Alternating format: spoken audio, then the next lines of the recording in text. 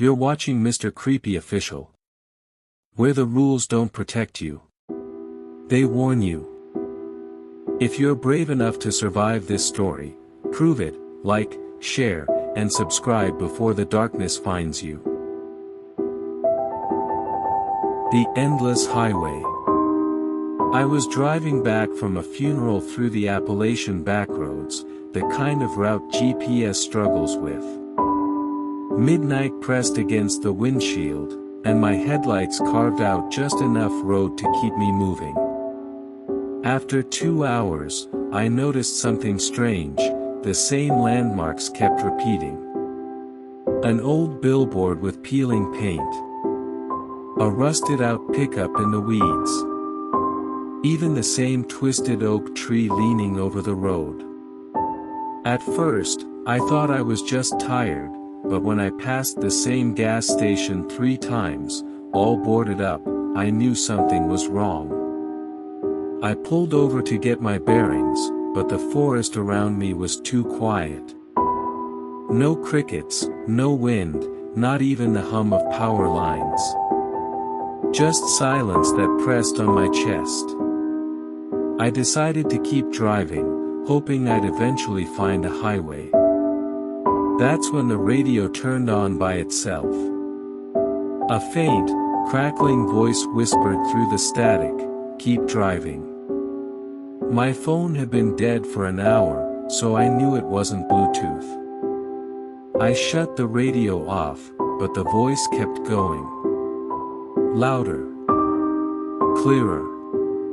Repeating, "Keep driving, keep driving." I floored the gas, desperate to escape, until headlights appeared in my rearview. Relief hit me, finally, another car. But as I looked closer, my blood ran cold. The car was identical to mine. Same dents. Same cracked taillight. And inside, was me. Staring right back in the mirror. I slammed the brakes, but when I opened my eyes, I was parked back at that boarded-up gas station. The sign on the door now said, "Welcome back." The Pale Woman of Route 52. Truckers always warned about Route 52. Too many accidents. Too many stories of people swearing they saw things that weren't there. I didn't believe it until the night I saw her. A woman standing by the guardrail, her dress pale as bone, her skin almost glowing in the headlights. She didn't look at me, didn't wave, just stood there, staring out into the mountains. I slowed down, but by the time I turned my head, she was gone. I kept driving, but a mile later, there she was again.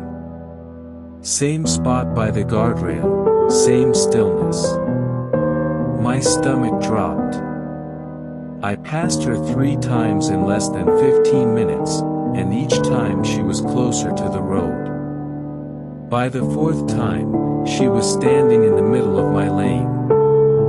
I swerved, heart hammering, but when I glanced in the rearview, she was sitting in my back seat, hands folded neatly in her lap.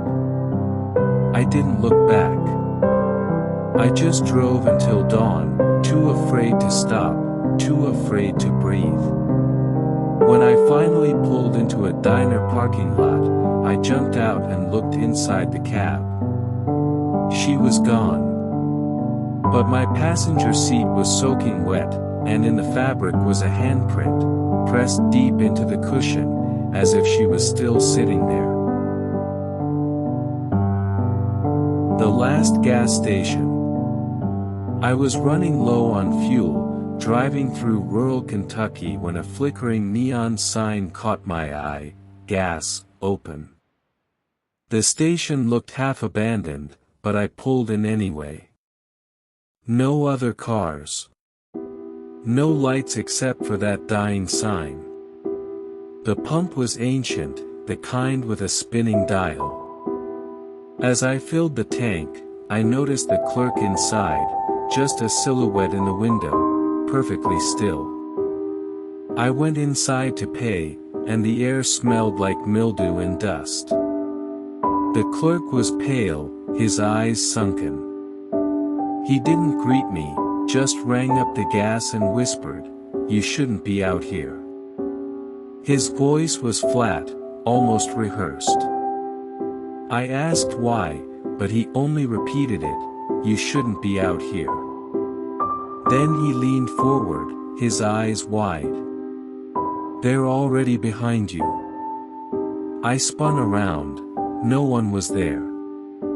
Just the humming of the fluorescent lights. When I turned back, the clerk was gone. The store was empty, shelves bare, the counter covered in dust as if no one had stood there for years. I bolted outside. The gas pump was gone too, only weeds and cracked pavement where I swore I'd parked. My car was idling, door open, but the seatbelt was fastened tight, like someone invisible was already buckled in. The crying child. On a rainy night, I saw him, a little boy crouched by the guardrail, shoulders shaking as he sobbed. I pulled over, heart aching, and called out. No response. The closer I got, the louder his cries became. But something was wrong, it didn't sound right. It was too hollow, echoing like it came from a cave. Then, mid-sob, it shifted into laughter. High-pitched, broken. I shined my flashlight. The boy was gone. Only wet footprints led toward the cliff's edge, so small they couldn't belong to anyone older than 7. But the trail stopped right at the drop-off, as if he'd walked straight into the air. The man with no face. It was after midnight when I saw him, just a lone figure on the side of the road, thumb sticking out, hood pulled low. Against my better judgment, I slowed down. He climbed in without a word, his clothes damp, smelling faintly of soil and moss. He didn't buckle his seatbelt, didn't even look at me, just kept his head bowed. The silence between us was unbearable. I tried asking where he was going, but he gave no reply. As the miles stretched on, the smell got worse, like earth freshly dug up. My radio cut to static, then silence. The air grew heavy. At the gas station, I stopped to breathe, and that's when he lifted his head. My blood ran cold. His skin was smooth and blank, no eyes, no nose, no mouth. Just skin. I stumbled back in horror, and his head tilted unnaturally, as if listening. When I looked again, the seat was empty. My relief lasted seconds before I noticed the seatbelt was still fastened, pulled tight, as if someone invisible was strapped in. My reflection in the rearview mirror smiled, even though my own face didn't. The road that loops. We were 3 friends driving late into the mountains, laughing about ghost stories when the laughter died. We realized we had passed the same crooked oak tree 3 times. Same leaning mailbox. Same road sign that read, "Welcome to Pine Hollow." We brushed it off as exhaustion, but the unease built with every turn. After an hour, we stopped laughing. Phones dead. GPS useless. The radio muttered in whispers, voices layered on top of one another. My friend swore he heard his own name. The gas gauge hadn't moved in ages, as if we weren't burning fuel. The forest outside pressed against the glass like it wanted in. Then we saw headlights up ahead. Relief washed over us, another car. We floored it, chasing them down, but as we drew closer, the air in the car went cold. It wasn't another car. It was our car. Identical down to the dent on the bumper. And inside, 3 pale copies of us, staring blankly forward. The black dog. The road was slick from rain when I saw it. A massive black dog stood in the middle of the lane, fur bristling, eyes glowing red in my headlights. I slammed the brakes, tires screaming. The beast didn't flinch, didn't move, just stared. My heart pounded as I swerved, barely missing it. When I looked back, the road was empty. No paw prints, no sign of any animal. I laughed nervously to myself, convincing my brain it was just fatigue. But then I remembered something my grandfather once said, that in the Appalachian mountains, a black dog isn't just a stray. It's an omen. By morning, I found out why. A landslide had crushed the very stretch of road I had been headed toward. If I hadn't stopped, I would have been buried alive.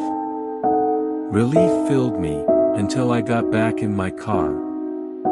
Muddy paw prints covered the passenger seat. Fresh. As if the dog had been inside with me the whole time. The Singing Woman. The Blue Ridge Parkway was quiet that night, mist rolling low over the trees. That's when I heard it, a faint song carried on the wind. At first, it sounded like a lullaby, but the closer I drove, the clearer it became. An old hymn, sung in a woman's voice. Then I saw her. A figure in black, standing at the roadside. Her mouth moved in perfect rhythm with the song, though the sound was too loud to come from her lips. As I passed, the radio cut off. No static. Just silence. The only thing I could hear was her voice, now clearer, inside the car. The singing grew louder until it was behind me, circling the air like smoke. My skin prickled. I turned slowly. In the back seat, she sat, face hidden beneath her veil, singing directly into my ear. The phantom headlights. We were just a couple of dumb teenagers out too late, driving the winding Appalachian roads. That's when headlights appeared behind us, blindingly bright. They swerved left and right, tailgating close enough I could feel the vibration of their engine. "Pull over," my friend yelled, but there was nowhere to stop. My speed climbed higher, tires skidding around sharp bends, the headlights stuck to me like glue. Then suddenly, the car behind us swerved hard and vanished, straight into the woods. But there was no sound of a crash. No trees snapping. Nothing. The next day, we told a local about it. He nodded slowly and said, "That road's haunted. A drunk driver lost control, killed himself and 3 others. Folks say his headlights still chase kids at night, warning them not to make the same mistake."